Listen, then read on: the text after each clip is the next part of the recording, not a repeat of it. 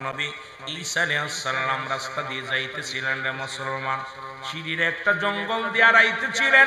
হঠাৎ দেখে ঈসা আলাইহিস সালাম দেখে মুসলমান সামনে একটা মাথার খুলি দেখতে পাইলেন। জোরে বলেন আল্লাহু আকবার।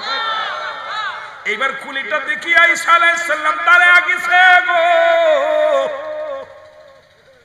দাঁড়ায় ডাকতে বলে রব্বে কারীম, এই খুলিটা কার? এই খুলিটার রহস্য আমি একটু জানতে চাই। আল্লাহ বলে ঈসা রে, তুমি খুলিকে হুকুম করো, ওই মাথার খুলি বলে দিবে তার পরিচয়। এবার খুলিকে জিগায়, খুলি রে তোমার নাম কি? তুমি কি ছিলে? জনগণ ছিলা না? তুমি নকলি ছিলা না নবী ছিলা না কোনো বাদশা ছিলা না ফকির ছিলা না? এই পৃথিবীর মধ্যে তুমি ধলা ছিলে না কালা ছিলা? তুমি দানবীর ছিলে না তুমি কিপটা ছিলা? এবং তোমার পরিচয়টা আমাকে দিয়ে দাও। সঙ্গে সঙ্গে খুলি সালামের জবাব দেয়, ওয়ালাইকুম আসসালাম। ও মুসলমান শোনো, লা ইলাহা ইল্লাল্লাহু ঈসা রুহুল্লাহ।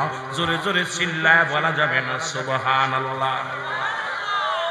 এইবার খুলি জবাব দেয়, শুনে নাও আমার এই সানবী, শোনো গো, আমি ছিলাম এই তৎকালীন জামানা, আজ থেকে কয়েকশো বছর আগে গো, আমি ছিলাম দেশের প্রেসিডেন্ট, দেশের প্রধান ছিলাম, আমি একজন বাদশা ছিলাম। আমি কি ছিলাম? আমি একটা বাদশা। জোরে বলা যাবে না আল্লাহু আকবার। আমি অনেক উঁচু লম্বা ছিলাম, খাটো ছিলাম না উঁচু ছিলাম, চেহারার মধ্যে লাবণ্য, অনেক সুন্দর চেহারা ছিল, টাংরায় যুবক ছিলাম। পৃথিবীর মধ্যে প্রতি বছর কয়েকশো মুসলমান স্বর্ণ অলংকার এগুলো মানুষেরকে দান করতাম, দান খরচ করতাম, মানুষকে খাওয়াইতাম। কিন্তু একটা জিনিস ভুল করেছি, সেটা হলো রব্বে কারীমকে আমি মানতে পারি নাই। জোরে বলেন আল্লাহু আকবার। সব ঠিক করেছিলাম, কিন্তু খোদা যে একজন আছে, আল্লাহ আছে, এটা মানতে পারি না। এ মুসলমান শুনে না, আমার নাম হলো জমজম। আল্লাহু আকবার। জমজম বাদশা, আমার নাম হলো বাদশা জমজম। ঠিকানা বলে দিলেন। মুসলমান শুনে না, এবারে ডাক দেব ইন্তেকাল করেছে। বলে আজ থেকে 300 বছর আগে আমি ইন্তেকাল করেছি। কয়শো বছর? 300 বছর আগে আমি ইন্তেকাল করেছি। বলে মরণের, তোমার মরণের সময় বলো ও বান্দা, ও খুলি, তুমি এই মরণের সময় তোমার কেমন যন্ত্রণা হয়েছিল?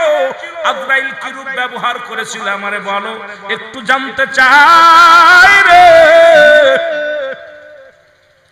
জমজম ডাকতে বলে, আল্লাহর নবী সাল্লাল্লাহু আলাইহি সাল্লাম শোনো, শোনা নাও গো, আমার মরণের যন্ত্রণা কি বলবো। আমার মনে হয়েছিল সমস্ত মান যখন আমার আজরাইল আলাইহিস সালাম যখন এসেছিল, আজরাইলের সাথে আরো কিছু ফেরেশতা ছিল। কারুরাতে ছিল রামদান, কারুরাতে ছিল আগুনের গুলি, কারুরাতে ছিল এরকম ইত্যাদি ইত্যাদি এগুলো ছিল। যখন আমাকে আক্রমণ করেছিল, আমার মনে হলো সমস্ত মানুষগুলো আমার গায়ের মধ্যে যেন কোবাইতেছে, আমার গা থেকে যেন চামড়াটা টানতে জীবিত ছিঁড়ে নিয়ে গেল। জমজম বলে, আল্লাহর নবী গো, যখন আমার রূহটা বাইর হয়েছিল, আমার মন বলেছিল আমি জীবিত মানুষ, আমার গায়ের চামড়াটা টানতে ছিঁড়িয়া লয়ে গেল। জোরে জোরে চিল্লায় বলো আল্লাহু আকবার। এত কষ্ট আমার হয়েছিল গো। জমজম বলে, পৃথিবীর মধ্যে এত কষ্ট আমি পাইলাম রে। ও যুবক শুনে নাও, শুনে নাও আমার ভাইরা, আমার বন্ধুরা।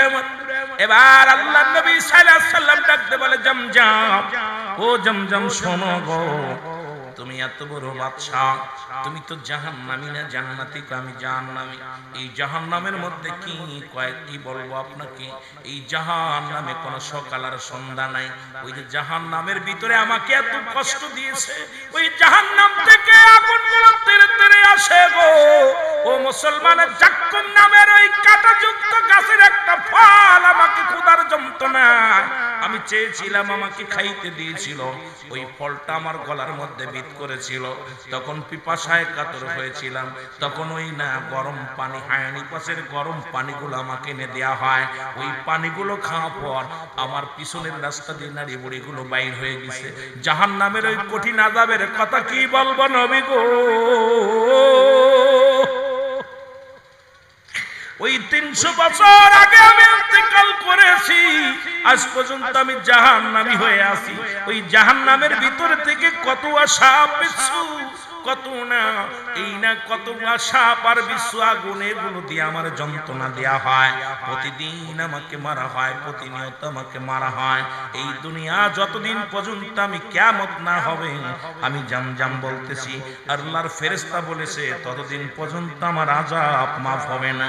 ঈসা আলাইহিস সালাম ডাকতে বলে, জামজাম রে, সবচেয়ে কত কষ্ট, এই ভয়ঙ্কর কষ্টের মধ্যে সবচেয়ে কি কষ্টটা তোমার বেশি মনে হয়েছে? জামজাম বলে, হুজুর শুনে নেন, এই পৃথিবীর মধ্যে ওই জাহান্নামে যত কষ্ট পেয়েছি তার চাইতে কঠিন কষ্টটা হলো আমার মৃত্যু যখন হয়েছিল। জোরে জোরে চিল্লায় বলা যাবে না আল্লাহু আকবার। বলে হুজুর, জাহান্নামে আমাকে প্রতিনিয়ত পুরাইতেছে, আগুনের ভিতরে দিয়া রাখছে, কিন্তু ওই মরণের সময় যে যন্ত্রণাটা হয়েছিল আমার, ওই যন্ত্রণাটা এখনো গা থেকে যায় নাই।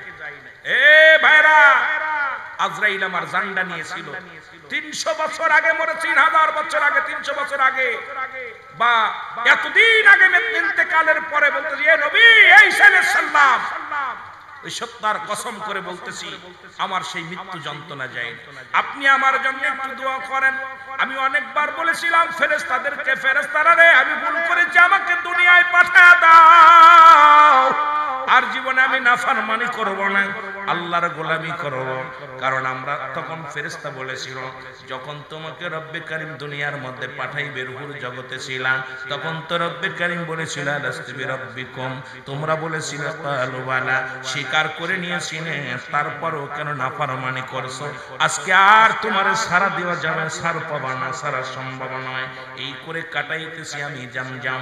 আল্লাহর কসম করে বলি নবী গো, একটু দোয়া করতেন, আল্লাহ যদি আমার ওই জাহান্নামের আগুনটা একটু হারাম করে দিত, আল্লাহ যদি আমার একটু দয়া করত। এ মুসলমান, আল্লাহর নবী হাত উঠায় দিল, জিবরিল আমিন ডাকতে কই, নবী গো আপনি হাত উঠাইছেন তো নাফরমান আল্লাহ মানে না, সুতরাং পৃথিবীর কোনো দোয়াই কবুল হবে না। পৃথিবীর মধ্যে দেবদেবীকে খোদা বানায় আসছে, ও জীবনেও কোনোদিন ক্ষমা পাবে না। জোরে বলেন আল্লাহু আকবার। সারা জীবন শিরকি গুনাহ করছে, আর এত পরিমাণ শিরকি গুনাহ করছে যে আল্লাহ সইতে পারে না।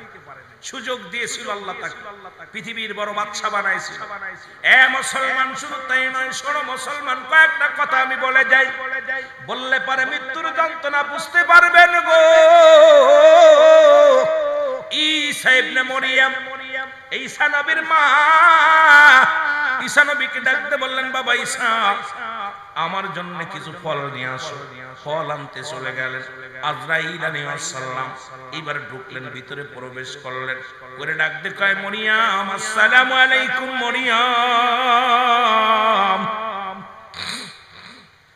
মরিয়ম ওয়ালাইকুম আসসালাম। কে তুমি? বলে, মরিয়ম রে, আমি আজরাইল, জীবনে একবার আসি জমিনের মধ্যে, আমি আজরাইল। মুসলমান শুনে নাও, মরিয়ম আলাইহিস সালাম তাকায় দেখে রে, আজরাইলের কয়েকটা মাথা রয়েছে। এর মুসলমান, একদিকে মাথা, সামনের দিকে মাথা, ডান দিকে মাথা, বাম দিকে মাথা, পিছনের দিকে মাথা। আজরাইলকে জিগায়, আজরাইল রে তোমার এতগুলো মাথা কেন? বলে, মরিয়ম শোনো, আমি সামনের মুখ দিয়া পৃথিবীর মধ্যে ইমানদারের জানটা বাহির করি গো, এই ডান পাশের মুখ দিয়ে আমি আসমানের যত রূহ আছে আমি বাহির করি, বাম দিকের আত্মা দিয়া। এই মুসলমান শুনে নাও, এই জমিনের মধ্যে যত খারাপ আত্মাগুলো বাহির করি, আর পৃথিবীর মধ্যে জাহান্নামীদের আত্মা বাহির করি পিছনের রাস্তা, পিছনের মুখ দিয়া। মরিয়ম আলাইহিস সালাম দেখে ডাকতে বলে, ফেরেশতা শোনো, তুমি আমার কাছে কেন আসছো? বলে, মরিয়ম রে তোমাকে বিদায় নিতে হবে, চলে যেতে হবে। মরিয়ম আলাইহিস সালাম ডাকতে বলে, আজরাইল আমাকে একটু সুযোগ দাও। আমার কলিজার টুকরা ঈসা আলাইহিস সালাম গেছে বাজারে, বাজার থেকে আসলে পারে তারপরে আমার রূহটা নাও, আমি আমার সন্তানকে একটু বোঝায়া যেতে পারবো, কারণ আমার সন্তানের বাবা নাই, আমি মরিয়াম বাবা, আমি মরিয়াম মা, একটু সুযোগ দাও। আমার আজরাইল আলাইহিস সালাম ডাকতে বলে, আজরাইল ডাকতে বলে, মরিয়াম কোনো সুযোগ হবে না, কোনো আফিল হবে না, আল্লাহ রাব্বুল আলামিন আমাকে নিতে পাঠাইছে, আর দেরি নয়, এখনই বিদায় নিতে হবে গো। মরিয়াম আলাইহিস সালাম বিদায় হয়ে গেলেন। ও বসন মুসলমান, গভীর অনেক লম্বা আলোচনা সংক্ষিপ্ত করতে হবে। মরিয়াম আলাইহিস সালাম বিদায় হয়ে গেলেন, ঈসা আলাইহিস সালাম ঘরে ফিরলেন, দেখেন মা দুনিয়ার মধ্যে নেই। মাকে আবার জাগাইলেন। মা ঘুম থেকে উঠিয়া মুসলমান মৃত্যুকে জিন্দা বানানোর পর মাকে ডাকতে বলে, মা তোমার মৃত্যুটা কেমনে হয়েছে বলো। মরিয়াম আলাইহিস সালাম ডাকতে বলে, বাবারে আমার মৃত্যুটা হয়েছে এত কঠিন, তোরে দুনিয়ায় আনতে যত কষ্ট হয়েছিল তার চাইতে বড় কষ্ট হয়েছে, তার চাইতে বড় কঠিন। আমার মন বলে আমি জীবিত মানুষের ভিতরে থেকে কলিজাটা টান দেখে যেন বাইর করে নিছে বাবা, সমস্ত অঙ্গ প্রত্যঙ্গ যন্ত্রণায় আমি ছটফট করি। এরে আল্লাহ ডাকতে বলে, আজরাইল, ও জিবরিল, আজরাইল তোরে আজা। এরে আমার ঈসা নবীর মারে জানায়, ঈসারে জানায় তোর রূহটা কেমনে বাইর করা হয়েছে বলো। জিবরিল আমিন দুনিয়ার মধ্যে আগমন করলেন। ঈসা নবী ডাকতে বলে, আজরাইল রে আগে বলো আমার মাল লগে কি রূপ ব্যবহার করেছো। ডাকতে বলে, হুজুর আসমানে আমার মাথা, জমিনে আমার পাও, এই দুনিয়ার সমস্ত পানি যদি আমার মাথায় ঢেলে দেওয়া হয় একটু পানি জমিনের মধ্যে পড়বে না। আমি আজরাইল একমাত্র ঈমানদারের জান কবজ করার জন্য দুনিয়ার মধ্যে আগমন করি। কোন মুনাফিক, কোন কাফের, জাহান্নামীদের জান কবজ করার জন্য আমি দুনিয়ার মধ্যে আগমন করি না। উপর থেকে এমন একটা চিৎকার মারি, এই রূহটা বাইর হয়ে যায়, কান দিয়া নাক দিয়ে রক্ত বাইর হয়ে যায়, টঙ্গ বেঁকা হয়ে যায়, হাত পা মুসলমান বেঁকা হয়ে যায়, চোখ দুটি বড় হয়ে যায়, জিহ্বা বড় হয়ে যায়, এক টঙ্গ পড়ে যায়, পায়খানা প্রস্রাব পর্যন্ত করে দেয়। ওদের মৃত্যুটা ভয়ঙ্কর, মরো কষ্ট দিয়া মৃত্যু দিয়ে। জোরে বড় আল্লাহু আকবার। এই মাইকটা ঢ্যাপ ঢ্যাপ করে, মাইকের সাউন্ড বাড়া, মাইকে ঢ্যাপ ঢ্যাপ করে। এ আমার ভাইরা, আমার বন্ধুরা, যে কথা বলতেছিলাম গভীর মনোযোগ।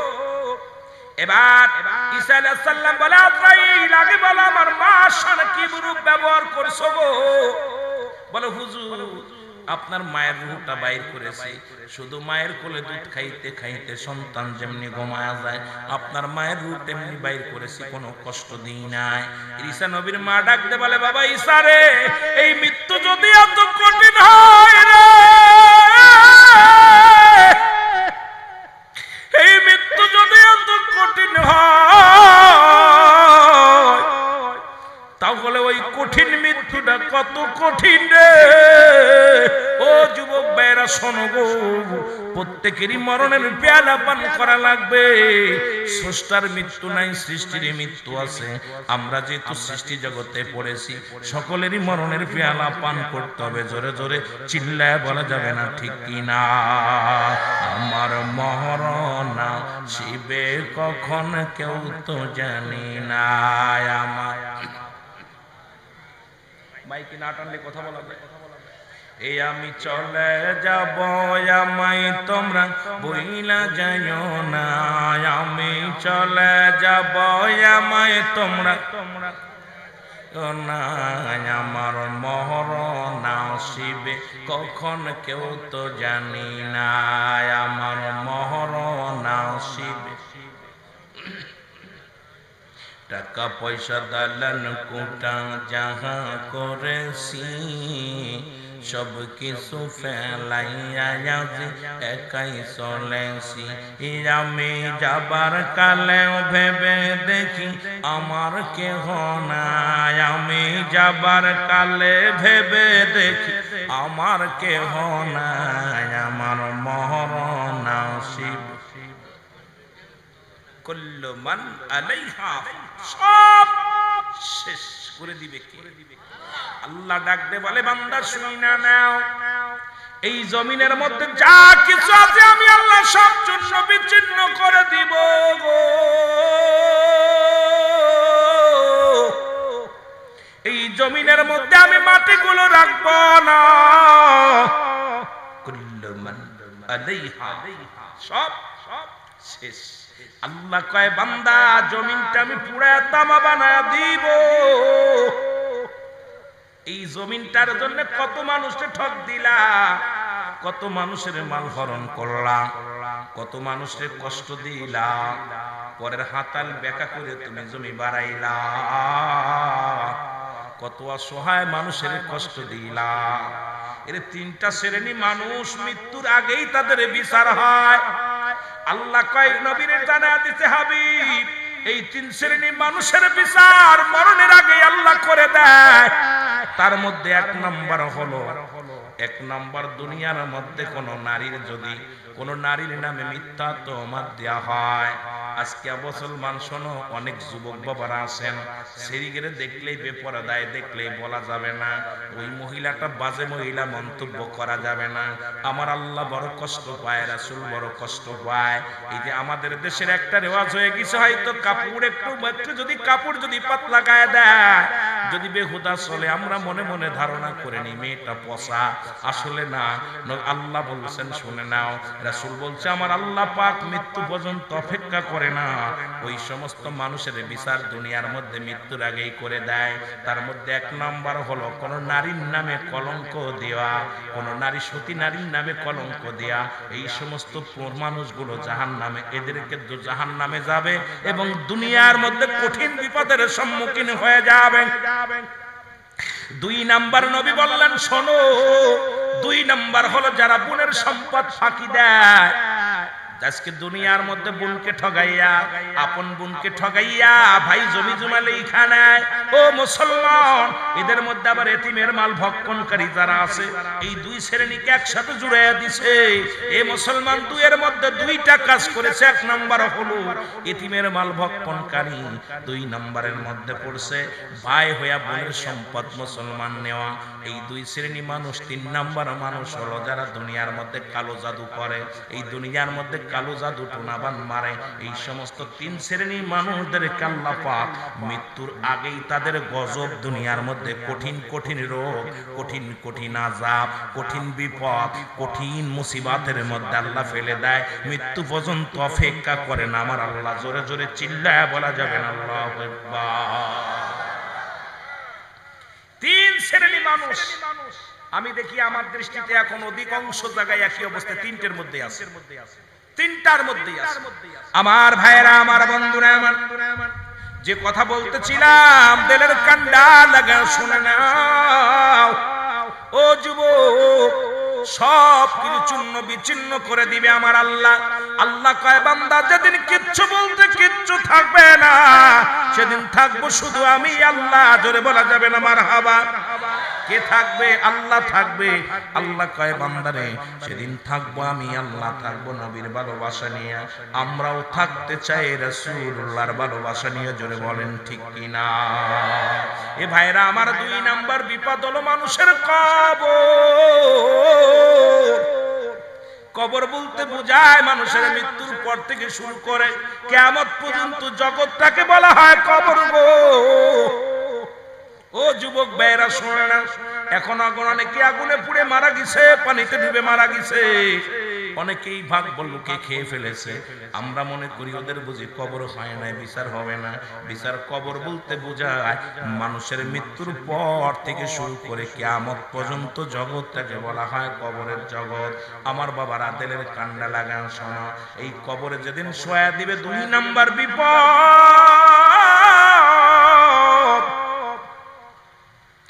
এই কবরে শোয়ানোর পর একজন ফেরেশতা আসবে, নাম তার নুমান ফেরেশতা গো। আমরা জানি মুনকার নেকির ফেরেশতা আইব, এর মুনকার নেকির আগে প্রবেশ করব মুসলমান, সেই ফেরেশতার নাম হলো নুমান ফেরেশতা। এই নুমান ফেরেশতা কবরে ঢুইকা আপনাকে জাগাইবে, ডাকতে বলবে নাসিরউদ্দিন পীর সাহেব ওঠো। ডাক দে উঠাইবে, উঠে পড়বে মুসলমান, এ মুসলমান শুনে না উঠবো, ওইটা বলে বান্দা ওঠো, উঠায়া এ মুসলমান চা দেখবো গো। চা কি দেখবো? চা দেখবে রে, কিছু দেখা যায় না, চারিদিকে অন্ধকার, ডান দিকে অন্ধকার, বামে অন্ধকার, পিছনে অন্ধকার, সামনে অন্ধকার। এই লোকটা বড় ভয়ঙ্কর। এই কবরের মধ্যে শুধু একজন নমান ফেরেশতার সামনে বয়ে আছে, দাঁড়ায় আছে। ডাকতে বলে ফেরেশতা, ডাকতে বলে বান্দা আজ তুমি যে ঘুম ঘুমাইছো আর এই ঘুম ভাঙবে না, শুনে নাও, শুনে নাও। এর আল্লাহ রাব্বুল আলামিন তোমাকে রূহ দিয়েছিল, পরে যে আইন করেছে, দুই পাশে কেরামান কাতিবিন দুজন ফেরেশতা তোমার জীবন বৃত্তান্ত লিখে রাখছে। 80 বছর 50 বছরের জিন্দেগিটা যা করেছে সব লেখা আছে রে বান্দা। শুধু তাই নয়, আমি তোমাকে জিন্দা করলাম, তোমার আমল নামা নিয়ে আমি কবরে হাজির হয়ে গেছি।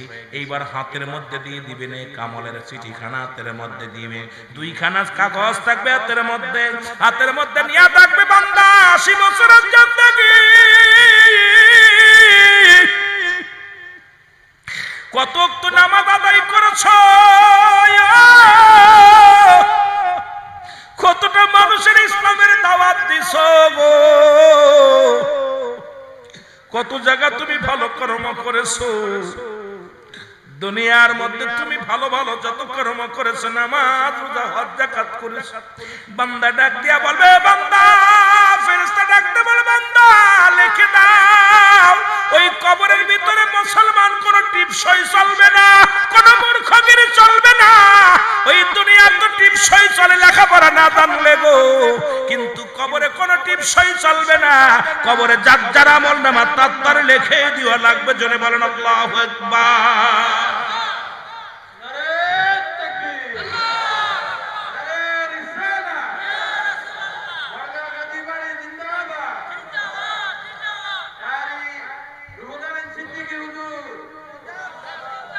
আমার ভাইরা, কবরে যার যার আমল নামা তার লেখা লাগবে।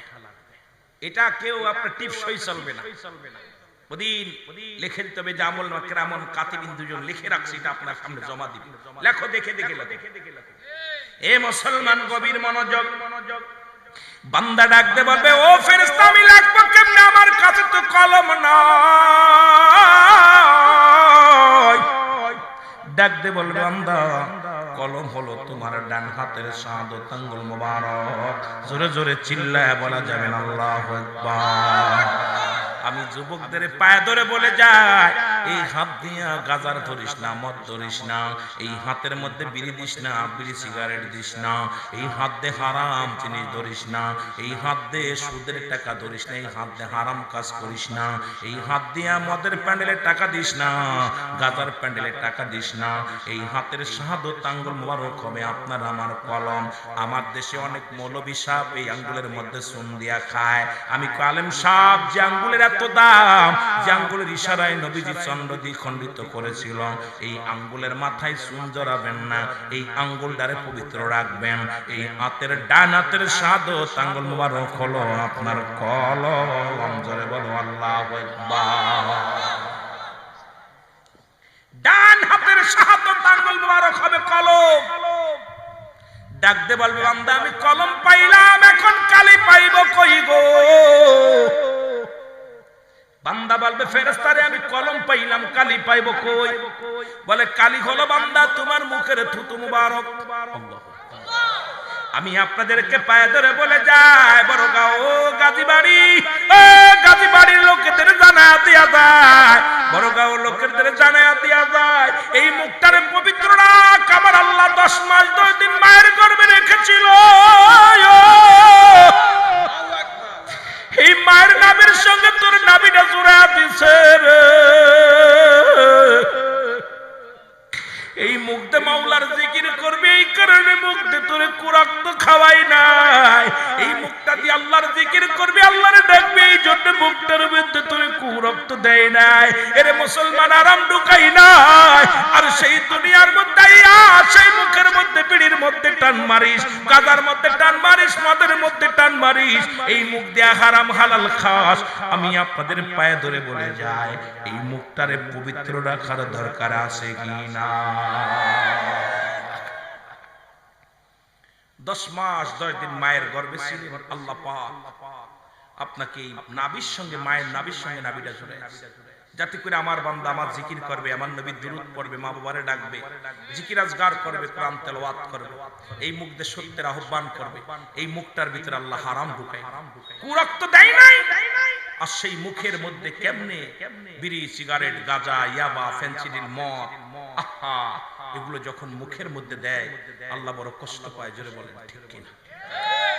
আর সবচেয়ে বেশি খারাপ লাগে আমি বিড়ি খোরগের মধ্যে। আমার বাবারা, হিন্দু মারা গেলে 7 গুল্লি দিয়া দেয় আগুন মুখী, আর আমাদের দেশের মুসলমান প্রতিনিয়ত 7টা 8টা 10 বার মুখী আগুন দেয়। জোরে বলেন ঠিক কিনা? তো এক প্যাকেটে 21টা 20টা 25টা বিড়ি থাকে, এরা একদিনই শেষ করে, তার মানে 21 বার মুখী আগুন দেয়। জোরে বলেন ঠিক কিনা? 25 বার মুখী আগুন দেয়। আহা, কপাল কত খারাপ। এই জন্য আমি যে একটু আগে, এই কিছুদিন আগে একটা গজল গাইছিলাম যে কবরেতে আগুন পাবি বিড়ি পাবি না, খারে জম্মের খাওয়া যত খাবি খা। যারা বলে খারে জম্মের খাওয়া যত খাবি খা, কবরেতে আগুন পাবি বিড়ি পাবি না। বলো কবরেতে আগুন পাবি। ফেরেশতারা খায় না ঘুষ, থাকিবে না তোর যে হুশ। ফেরেশতারা খায় না ঘুষ, থাকিবে না তোর যে হুশ। মুগুর মারিবে ধরে রক্ষা পাবি না, হায়রে গর্জন মারিবে ধরে সারা পাবি না। কবরেতে আগুন পাবি বিড়ি পাবি না। ঠিক কিনা? পাওয়া যাবে নাকি? কবরে আগুন পাওয়া যাবে অ্যাভেলেবেল, কিন্তু বিড়ি পাওয়া যাবে না, সিগারেট পাওয়া যাবে না, গাঁজা পাওয়া যাবে না, মদ পাওয়া যাবে না। যাবে নাকি?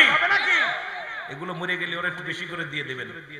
যেগুলো এগুলো টানে, বিড়িখোর, গাঁজাখোর, মদখোর যখন মারা যাবে ভালো করে সাথে বিছানার কাছে হাতের গড়ে দিবেন, একটু বয়া বয়া খাইবো কবরের ভিতরে। কষ্ট লাগে, কষ্ট লাগে। আমার ভাইয়েরা, আমার বন্ধুরা, আমার গভীর মনোযোগ, যে কথাগুলো আমি বলি দিলের কান্ডা লাগা শোনেন।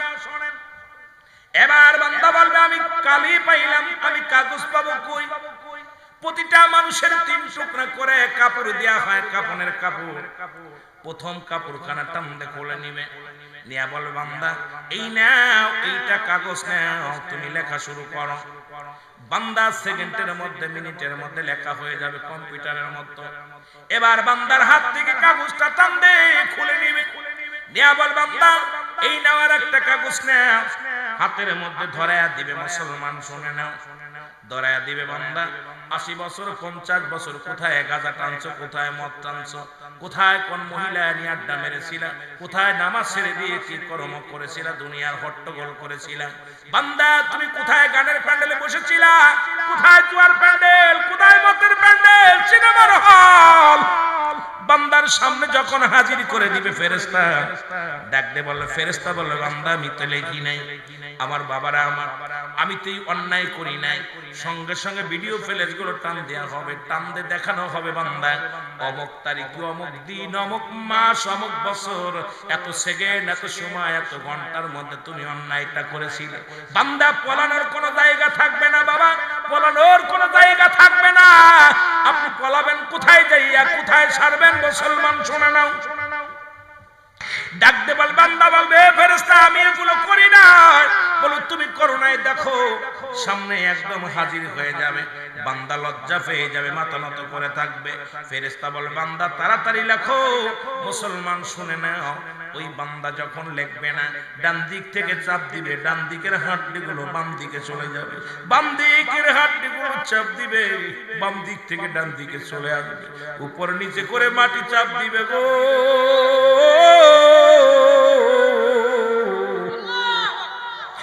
ওই মাটি এত জোরে চাপ দিবে যুবক, ওই মাটি এত জোরে চাপ দিবে, ডান দিকের হাড্ডিগুলো বাম দিকে চলে যাবে, বাম দিকের হাড্ডিগুলো ডান দিকে চলে যাবে। বান্দা এত জোরে চিৎকার মারবে, এই দুনিয়ার মানুষ যদি জীবিত থাকে শুনতে পারে রে মুসলমান। একটা মানুষ যখন কবরবাসীর চিৎকার যখন শুনতে পাবে, এই দুনিয়ার মানুষগুলো হাত ফেল করে মারা যাবে। জোরে বলো আল্লাহু আকবার। রে আজ না হয় কাল তুমি যাইবা কবরে যাবার কালে দেখবে চেয়ে গো তোমার সবই রইল পড়ে যাবার বেলায় দেখবে চেয়ে গো বলো যাবার বেলা আরো জোরে বলেন আজ না হয় কাল তুমি আজ না হয় যাইবা কবরে যাবার বেলা দেখবা চেয়ে গো তোমার সবই রইল পড়ে যাবার কালে দেখবে চেয়ে ও ভাই দাদাই গেছে বাবাই গেছে কেউ আসলো না ফিরে দাদাই গেছে বাবাই গেছে কেউ আসলো না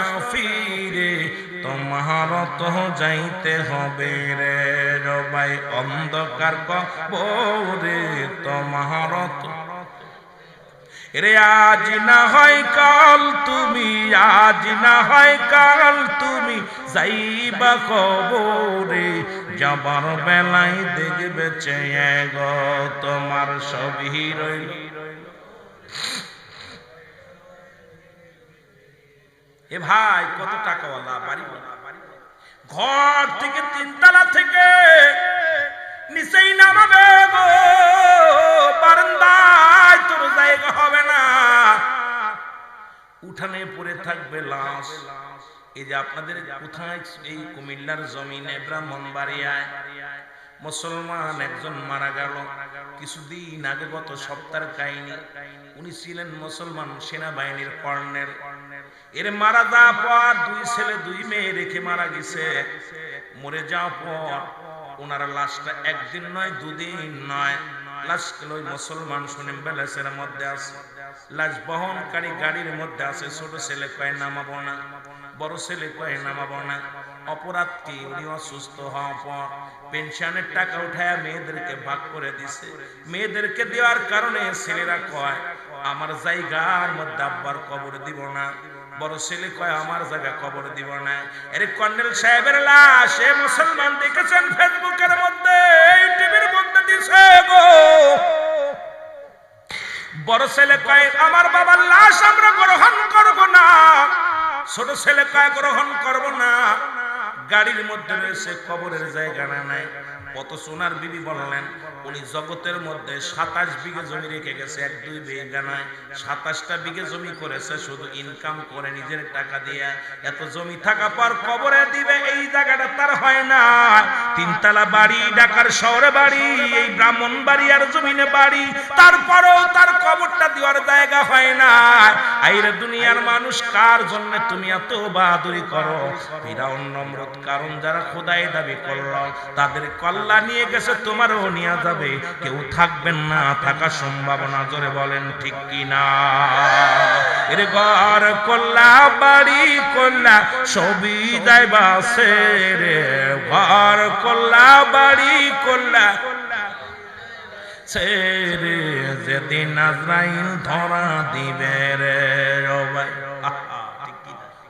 আবার এই কুমিল্লার মধ্যে একজন ইমাম 27 বছর ইমামতি করছে আপনাদের কুমিল্লায় বেশি দূরে নাই রে উনি ইন্তেকালের পরে যখন বিশ্ব রোড হইতেছিল তখন ওনার লাশখানা উত্তোলন করলো আমরা আশ্চর্য হয়ে গেছি লাশখানা দেখে ওই লাশের কাপড়ের কাপড় পচে নাই লাশটা পচে নাই এবার সাংবাদিকরা ওনাকে জিজ্ঞাসা করা হলো উনি ওনার ছেলে বললেন আমার এমন একটা আমার বাবা জান আমার আব্বা জান একদিনের ঘটনা উনি বললেন ও সাংবাদিক ভাইরা শোনো একদিন আমি ইন্টার ক্লাসে পড়ি ফার্স্ট ইয়ারে পড়ি বাড়িতে আসলাম বাড়ি আসিয়া খাবার নিয়ে যখন বসেছি আমার আব্বা সিয়ার সামনে থেকে বাতের প্লেট টান দিয়ে বলল বাবা ভাত আমি দিব তবে খাবা খাওয়ার আগে বলে যায় তুমি এখন থেকে খানা খাইয়া তুমি জোহরের নামাজটা আদায় করবা যদি আদায় না করো বাবা রাতের খানা বন্ধ হয়ে যাবে সাংবাদিকরা বললেন আমি এমন একজন বাবার সন্তান ওরে যে বাবা দেখতাম রাত জেগে জেগে তাহাজ্জুদের নামাজ পড়তো গো ওই রাত যখন হয়ে যেত কোরআন শরীফ নিয়ে বসতো এমন বাবা 27টি বছর ইমামতি করেছে, কোনদিন একটা টাকা নেই নাই, ফিরি ফিরি ইমামতি করেছে। বাড়িতে যদি একটা ডিম রান্না করতো, দাওয়াত নিলে ডিম খাইতো। আর আমি মৌলবীরে দাওয়াত দিলে বাড়িতে আছে খিচুড়ি ভাত, এখানে ইয়া মুরগি ফলোয়া খায়। আর ইনসাফ কোথায় গেছে রে মুসলমান? এমন একজন আশিকি রাসূল, এমন একজন আশিক এই কুমিল্লার জমিনের মধ্যে 27 বছর ইমামতি কইরে এই দুনিয়া থেকে বিদায় হয়ে গেছে। খায়রুল লাকুম, আমার হায়াতের জিন্দেগিটা গো, আমার হায়াতের জিন্দেগিটা আমার উম্মতের জন্য কল্যাণ স্বরূপ। জোরে বলো মারহাবা। এখন আমার দেশের অনেক মানুষ কয় নবী সংসার করছে, ছেলে ছিল মেয়ে ছিল, নবী মানতে গেলে কষ্ট হয়। নবী কয় আমার হায়াতের জিন্দেগিটা আমার উম্মতের জন্য কল্যাণ স্বরূপ। কারণ এই পৃথিবীর মধ্যে শরিয়াত, তরিকত, হাকিকত, মারিফাত যেদিকে তাকাইবেন সেদিকেই নবী। আর মুসলমান শুনে নাও, শুনে নাও, নবী কয় উম্মতিরা রে, আমি নবী দুনিয়ার মধ্যে আগমন করেছি আমার উম্মতের জন্য কল্যাণ স্বরূপ। কারণ উম্মতের সঙ্গে কথাবার্তা বলেছি, উম্মতের সঙ্গে চলাফেরা করেছি, উম্মতের মতো আমি চলাফেরা সবকিছু, সংসার জীবন সবকিছু করলাম। এটা আমার উম্মতের জন্য বড়ই উত্তম, বড়ই ভাগ্যবান। জোরে বলেন ঠিক কিনা? শরিয়াতে তাকাইবেন নবী, হাকিকতে তাকাইবেন নবী, রাষ্ট্র চালাইবেন নবী, ব্যবসা করবেন নবী, কর্মজীবনে নবী। এ মুসলমান উম্মতির একমাত্র কান্ডারি রাহমাতুল লিল আলামিন। আবার কেউ কেউ বলে নবী মারা গেছে, নবী কয় ওয়াফাতি খায়রুল লাকুম, আমার ওফাতটাও হলো উম্মতের জন্য কল্যাণ স্বরূপ।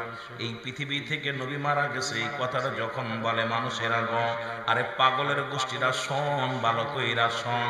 নবী কয় আমার ওফাতটা আমার উম্মতের জন্য, আমার উম্মতের জন্য আমি ওফাত, আমি ইন্তেকাল করেছি। আমি নবী এই যখন আমার কোন উম্মত দুনিয়ার মধ্যে ভালো কর্ম করে গো, ও মুসলমান শুনে নাও, কোন উম্মত যখন দুনিয়ার মধ্যে ভালো কর্ম করে, আমি নবীর সঙ্গে সঙ্গে আল্লাহর দরবারে প্রশংসা করি আমার উম্মতের হইয়া।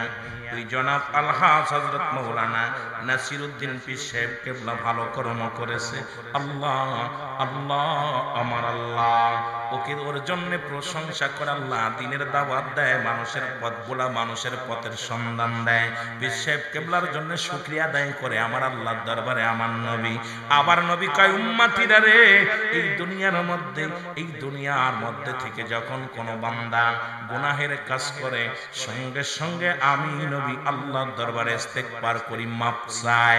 আমি মাঝে মাঝে ওয়াজটা করতে যাই, বলি রে মুসলমান শুনে নাও, অন্যায় করে ছেলে মাপ চায় বাবায়, অন্যায় করে গ্রামের ছেলে মাপ চায় চেয়ারম্যান মেম্বার যাইয়া গো। এ মুসলমান শুনে নাও, আলহাজ হযরত মাওলানা আব্দুল করিম সাহেব, করিম বিন মুহাম্মদ সাহেব গুনাহ করেছে। এ মুসলমান শুনে নাও, আমার আল্লাহ আমার নবী ডাক দেখ, আল্লাহ আব্দুল করিম মুহাম্মদ সাহেব গুনাহ করেছে, আমি তার তরফ থেকে আল্লাহ তওবা করলাম, ইস্তেগফার করলাম, তুমি তারে মাফ করে দাও। এই পৃথিবীর মধ্যে ভুল করে উম্মত মাফ চায় আমার নবী, এই নবীর পক্ষে থাকার দরকার আছে কিনা?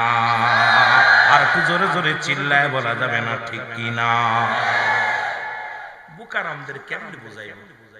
ওমা ইয়াতি খায়রুল, ওই মুফতি মুহাদ্দিস সাহেব, রাসূল এত সুন্দর কথা বলছে, রাসূলের প্রেম ভিতরে না থাকার কারণে রাসূলকে নিয়ে কটাক্ষ শুরু করেছে, ঠিক কি না? এ আমার ভাইরা, আমার বন্ধুরা, আমার কিন্তু আমার দেশে দুইটাই বেশি মানে, আমি কথা শেষ করব, দিকে গেলে সময় নষ্ট হয়ে যাবে। একটা ঈদ হলো ঈদুল ফিতর, আর একটা ঈদুল আযহা। ঈদুল ফিতরে গেলে পাওয়া যায় যাকাত ফিতরা, ঈদুল আযহায় পাওয়া যায় চামড়া। আমি বাংলাদেশের যারাই সরকারে আছে তাদেরকে সাধুবাদ জানাই, বাংলাদেশের চামড়ার ব্যবসা ধস। এখন চামড়া ব্যবসায়ীদের খুব অভাব দুনিয়ার মধ্যে। দেখা যায় চামড়ার ব্যবসায়ীরা লাগায় দেয় মসজিদের মধ্যে, মাদ্রাসার মধ্যে বিশাল বিশাল পোস্টার করে দেয়, লিল্লা বোর্ডিং এর মধ্যে আপনার কুরবানির চামড়াটা দিয়ে দিবেন। এখন কয়েক বছর দেখি এখন চামড়া ব্যবসার কোনো এই পোস্টার পাওয়া যায় না, কারণ এখন ছাগলের চামড়া কেনে না, গরুর চামড়া চেনে না। এখন চামড়া ব্যবসায়ীর আর চামড়া আর ব্যবসা ভালো লাগে না, জোরে কোন ঠিক কিনা? ঈদে মিলাদুন নবী এটা আমরা করি লাভের জন্য নয়, নবীর আগমনে, নবীর ভালোবাসায় উত্তম ঈদটা আমরা পালন করি। এইটা দেখলে ওনাদের মাথা খারাপ। সবচেয়ে বেশি কষ্ট লাগে। অথচ চামড়া ব্যবসায়ীরা এটা ভাবে নাই যে এই ঈদটার জন্য নবীর ভূমিকা, যেটা বলেন ঠিক বলেন, এগুলো বুঝাইবো কেমনে? আমার সাবজেক্ট না, যেহেতু আমার সাবজেক্ট বাদ দিয়ে অন্যদিকে আলোচনা করাও আমার পক্ষে ভালো লাগে না। আমি মনে করি সব লোক আপনারা ভালো লাগতেছে, কিন্তু কমিটির লোক কালকে যখন বিদায়ের সময় হুজুর ভাল লাগছে না, কিতা করলেন রে বা ভাল লাগলো না। আমরা চলে যাই আমাদের মূল দিকে। মুহাব্বতের সঙ্গে দরুদ শরীফ পড়েন আল্লাহুম্মা।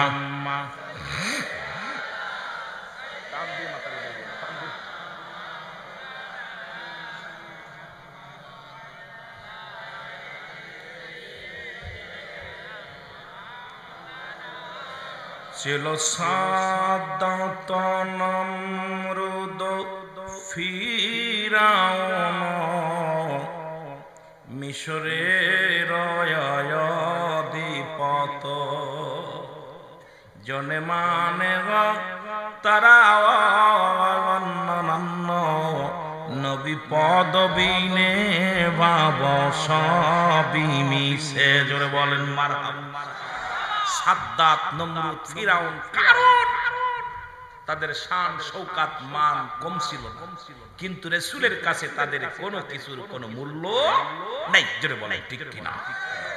এ ভাইরা আমার, বন্ধুরা আমার, বলতেছিলাম মানুষের মৃত্যু হয় দুইটা টাইমে গো। একটা হলো রাতের বেলা, একটা হলো দিনের বেলা। ও মুসলমান, পৃথিবীর মধ্যে আসার একটা সিরিয়াল আছে, যার কোনো সিরিয়াল নাই। দেখা যায় বাবা জিন্দা, সন্তান দুনিয়ার মধ্যে নাই। সন্তান জিন্দা, বাবা দুনিয়ার মধ্যে নাই। দাদার কোলে দাদার কাঁধে সোনাতির লাশ।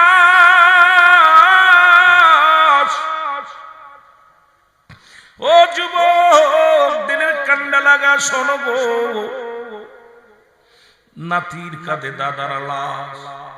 বড় ভাই জিন্দা, ছোট ভাই নাই, বাবা জিন্দা, সন্তান দুনিয়ার মধ্যে নাই। কখন যেন কে চলে যায় কেউ বলতে পারি না রে মুসলমান। কত মানুষের জানাজা পড়লাম গো, কত মানুষের বিদায় করে দিলাম। ও দুনিয়ার মুসলমান, শুনে নাও, শুনে নাও, শুনে নাও। মৃত্যু হয় দুইটা টাইমে। একটা রাতের বেলা, আল্লাহ কয় রাত শুরু করে দিলাম আমি নামাজ দিয়া। রাতের শুরু হলো মাগরিব, বান্দা 3 রাকাত ফরজ নামাজ তুমি আদায় করলা, তুমি সঙ্গে সঙ্গে হয়ে গেলা তুমি আল্লাহর গোলাম। এবার 2 রাকাত সুন্নাত নামাজ তুমি আদায় করলা, সঙ্গে সঙ্গে তুমি হয়ে গেলা আমার নবীর প্রেমিক। এখন নবীর ইশকে দেওয়ানা হইয়া পাগল হইয়া গেছো, অথচ সুন্নাত পড়ো না, মুখের দাড়িগুলো রাখো না, এই দাড়ির মধ্যে বারবার খুর লাগায়া দাও। এই মুসলমান সপ্তাহে 7 দিনের মধ্যে 5 দিন শেভ করো। এ মুসলমান, তুমি কেমন আশেক মহিলা দাবি করো? নবীরে কষ্ট দাও, নবীরে দুঃখ দাও, নবীর আদর্শের মধ্যে নয়, নবীর চরিত্রের মধ্যে তোমার চরিত্র মেলে না। তুমি কেমন ভাবে মুসলমান বলে দাবি করো? তুমি নামাজের দ্বারে যাও না, আল্লাহর সঙ্গে সম্পর্ক তোমার ভালো না, তুমি কেমনে আল্লাহর গোলাম বলে দাবি করো? জোরে বলেন ঠিক কিনা?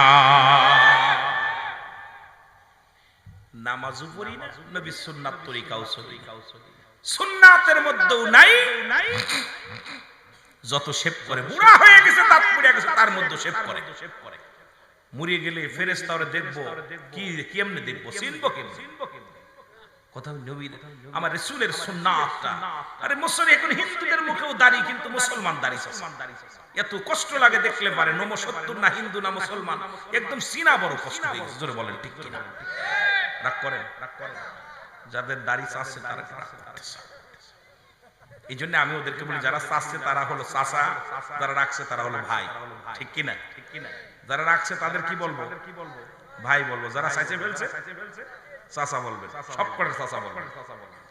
কি কন আমার ভাইরা, আমার বন্ধুরা, আমার রাত শুরু করছো, মৃত্যুবরণ করো নাই গো।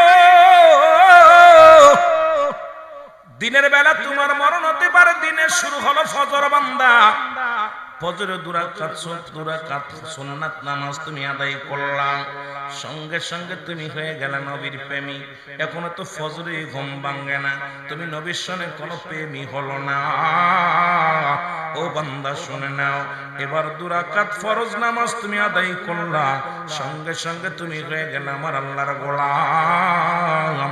এখন যদি দিনের মধ্যে মৃত্যু হয়, তোমার মৃত্যুটা হবে রাসূলের প্রেমিক আল্লাহর গোলাম। ধরে বলেন ঠিক কিনা? এখন নামাজ কাফের এবং মুসলমানদের মধ্যে পার্থক্য হলো নামাজ। মুসলমান নামাজ ধরে, কাফেররা নামাজ ছেড়ে দেয়। এখন আপনি যদি নামাজ না ধরেন রে মুসলমান, নামাজ যদি না পড়েন, আদায় না করেন, কোন দলের লোক আমি আপনারে ডাইরেক্ট বলবো না রে বাবা, নিজের বিবেক রে বলেন। একবারে আমি বুঝায় দিয়ে গেলাম, মুসলমান নামাজ পড়ে, কাফেররা নামাজ ছাড়ে। এখন আপনি যদি নামাজ ছেড়ে দেন, আপনি কি মুসলমান থাকবেন? কতক্ষণ থাকবেন? সম্ভব নয়। এখন আমার দেশের বক্তারাও শুরু করেছে, এখন ছোট ছোট বক্তাগুলো কয় আমার নবী নামাজ ছেড়ে দিছে, আগে জিহাদ করেছে। আরে মুসলমান, তোর বুকার মতো কথা বললে চলবে না, কারণ ইসলামের 5টি স্তম্ভের মধ্যে 1 নম্বরে হলো ঈমান। ঈমান আনছিস, নামাজ পড়, ঈমান নামাজ, তারপরে রোজা, তারপরে হজ, তারপরে যাকাত, তারপরে মুসলমান কি কুরবানি। জোরে বলেন ঠিক কি? নামাজ, রোজা, হজ, যাকাত। ঠিক কি না? এখন ওই মাওলানা যদি মানুষকে এইরকম ভরা মজলিসে হাজার জনতা নিয়ে বলে নবীজি নামাজ ছেড়ে দিছে, আগে জিহাদ করো, দিন ঠিক করো। দিন কিরে বাবা? আগে কালেমা পড়েছেন, লা ইলাহা ইল্লাল্লাহু মুহাম্মাদুর রাসূলুল্লাহ সাল্লাল্লাহু আলাইহি ওয়াসাল্লাম, আশহাদু আল্লা ইলাহা ইল্লাল্লাহু ওয়াহদাহু লা শারীকা লাহু, আশহাদু আন্না মুহাম্মাদান আবদুহু ওয়া রাসূলুহু। কোথায় জিহাদ? রাসূলুল্লাহ নামাজ ছেড়ে দিয়ে জিহাদ করেছে। এই সমস্ত কথাবার্তা যখন বলে কলিজার দাগা। ঈমান আনছিস, নামাজ পড়ো, তারপরে রোজা রাখো, তারপরে যাকাত দাও, তারপরে হজ করো। এখন আমরা গরিব মানুষ, আমাদের জন্য 1 নম্বরে হলো ঈমান। ঠিক কি না? 1 নম্বরে আমাদের জন্য ঈমান, 2 নম্বরে নামাজ। 1 ওয়াক্ত নামাজ কাজা দিলি 2,88,00,000 বছর তজকে থাকতে হবে। 1 খুতবা পরিমাণ 80 খুতবা পরিমাণ। যদি কোনো ব্যক্তি 1 ওয়াক্ত নামাজ কাজা দেয়, 80 খুতবা জাহান্নাম। তার 1 খুতবা পরিমাণ হলো 2,88,00,000 বছর। এখন চিন্তা করেন, আরো 79 খুতবা আছে, এবার কতদিন জাহান্নামে থাকা লাগবে? আর ওই মৌলবী যদি কয় নামাজ না পড়ে আগে জিহাদ করো, তার মানে বুঝতে আর বাকি না, ওরা ক্ষমতা লোভী, দুনিয়া লোভী আলেম। জোরে বলেন ঠিক কিনা? এদের ওয়াজ শোনার জন্য বসে থাকে, গিবাত করতে চাই না, কথা বলতেছেন। আমি আর খুব কষ্ট পেয়েছি আজ 2টা দিন। এ মৌলবী বলল কি যে না, ঈমান আনার পরে হলো আগে আগে জিহাদ। নবীজি নামাজ কাজা দিয়ে জিহাদ করছে। রাসূলুল্লাহর উপরে তোহমত, মিথ্যা তোহমত রাসূলুল্লাহর উপরে। এরা কি না পারে? আমার নবীর উপরে যারা তোহমত দিতে পারে, আউলিয়া ইকরামের উপরে যারা তোহমত দিতে পারে, সাহাবীদের উপরে যারা তোহমত দিতে পারে, এদের ওয়াজ শোনা সম্পূর্ণ হারাম। জোরে বলেন ঠিক কিনা? কথা বোঝেন আমার? বুঝলে বুঝপাতা, না বুঝলে এক কথা। বুঝলে ভালো, না বুঝলে আমরা ওদিকে যাবো না। যেটা আমি বাস্তববাদী নিয়ে কথা বলি বেশি, কেন আমি বাস্তববাদী বক্তা। নাম যেহেতু সিদ্দিকী, সত্যবাদী কথা বলার জন্য প্রস্তুতি সবসময় থাকে, সাবজেক্ট দিল দিকে যেতে পারি। আমার ভাইরা, আমার বন্ধুরা, আমার এক নাম্বার হলো মরণ। আল্লামা মুফতি আমজাদ আলী সাহেব একটা কিতাব লিখলো গো, কিতাবের নাম্বার শরিয়াত। এই কিতাবের মধ্যে লিখতে যে বললেন, দুনিয়ার মানুষ শোনো, মানুষ যখন সাধারণ মৃত্যুবরণ করে, ইমানদারের মৃত্যুটা হয় মুসলমান আটাগুলায় খামির বানায়া, এই খামিরের মধ্যে যদি একটা চুল পড়ে, এই চুলটা টানতে বাইর করলে যেমন অনাসে বাইর হয়ে যায়, ইমানদারের মৃত্যুটা ঠিক সেমনি হয়। ও যুবক শুনে নাও, শুনে নাও। আর আল্লামা মুফতি আমজাদ আলী সাহেব একটা বইয়ের মধ্যে লিখলেন, বইটার নাম হলো বারে শরিয়াত। উনি লিখলেন, মানুষ যখন মারা যায়, সাধারণ মৃত্যুবরণ করে, 70টা তাজা উটের গায়ের চামড়া জবাই না করিয়া উল্টো দিকে টান দিয়া লবণার মরিচ লাগা দিলে যতটুকু যন্ত্রণা হয়, এর চাইতে 70 গুণ যন্ত্রণা দিয়া হয় গো আল্লাহ। ওই সহজ মৃত্যু যদি এত কঠিন হয় রে, যারা মরণের সময় পায়খানা করে দেয়, মরণের সময় প্রস্রাব করে দেয়, মরণের সময় চোখ দুটি বড় বড় হয়ে যায়, মরণের সময় জিহ্বাটা বড় হয়ে যায়। কত মানুষের জিহ্বা বড় হয়ে যায় আর ভিতরে দেওয়া যায়, কত মানুষের চোখ দুটি বড় হয়ে যায়, বন্ধ করা যায় না। আরে কত মানুষের গোসল করাইলেন, আপনারা দেখছেন, গোসল করাতে যাইয়া দেখছো গো, ওই মায়ের পায়খানা করে দিছে, প্রস্রাব করে দিছে, মৃত্যু যুক্ত নাই রে। আরে মৃত্যু যন্ত্রণা এত কঠিন, এত কঠিন আল্লাহ, এই এত সহজ মৃত্যু যদি এত কঠিন হয়, এই কঠিন মৃত্যুটা কত কঠিন হবে আল্লাহ। তুমি আমাদের মরণটারে সহজ করে দিও আল্লাহ। জোরে জোরে চিল্লায় বলা যাবেন আল্লাহু আকবার।